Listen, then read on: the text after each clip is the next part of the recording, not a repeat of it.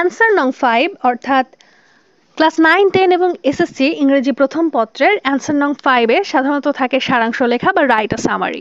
এই ধরনের প্রশ্নে প্যাসেজটির মূল বিষয়বস্তু নিজের ভাষায় সংক্ষেপে লিখতে হয়। এটি 10 নম্বরের প্রশ্ন, তাই সঠিকভাবে লিখলে এখানে খুব সহজেই অনেক ভালো মার্কস পাওয়া যায়।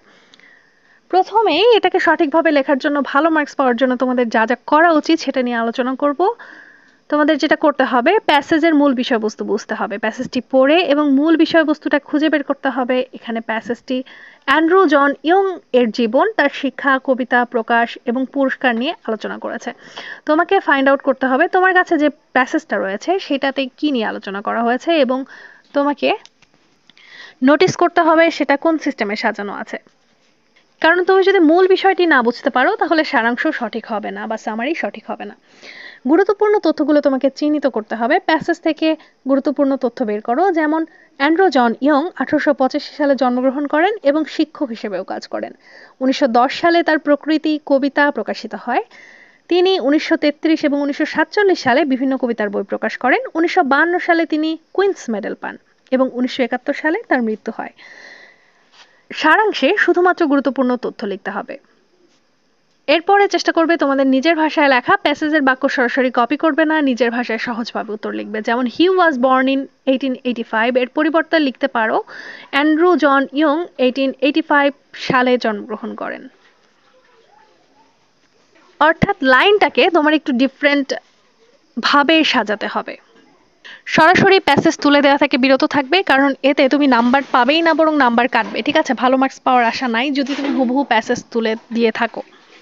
সো তোমাকে প্যাসেজটাকে নিজের মতো করে ইনফরমেটিভ করে নিতে হবে এবং হুবহু প্যাসেজ তোলা যাবে না। একটা জিনিস মাথায় রাখবে, সামারি কিন্তু খুব বড় হয় না। সামারি সাধারণত 100 ওয়ার্ডের মধ্যে লেখার চেষ্টা করবে, অর্থাৎ 10 লাইনের মতো। অতিরিক্ত তথ্য লিখবে না, যেমন প্যাসেজে he became the vicar of Strongate in 1941, এই তথ্যটি সারাংশে না লিখলেও চলবে, কারণ এটি খুব গুরুত্বপূর্ণ নয়।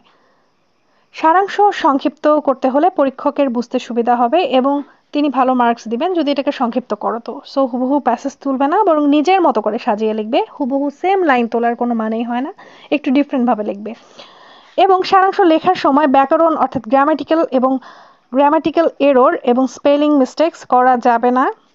সহজ সরল সিম্পল বাক্য ব্যবহার করবে, কারণ এই টপিকে যদি তুমি গ্রামাটিক্যাল মিস্টেক করে থাকো এবং বানান ভুল করে থাকো তাহলে তোমার নাম্বার কাটা হয়।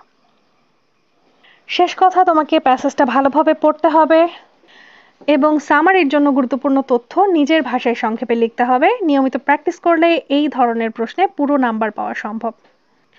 যদি তোমাদের কোনো প্রশ্ন থাকে জানাতে পারো, এবং তোমাদের সিলেবাস এবং এক্সাম রিলেটেড অনেক ভিডিও রয়েছে আমার চ্যানেলে, এই প্লেলিস্টটায় তোমরা খুঁজে পেতে পারো, লিঙ্ক থাকবে ডেসক্রিপশনে। এবং এতক্ষণ সাথে থাকার জন্য অসংখ্য ধন্যবাদ।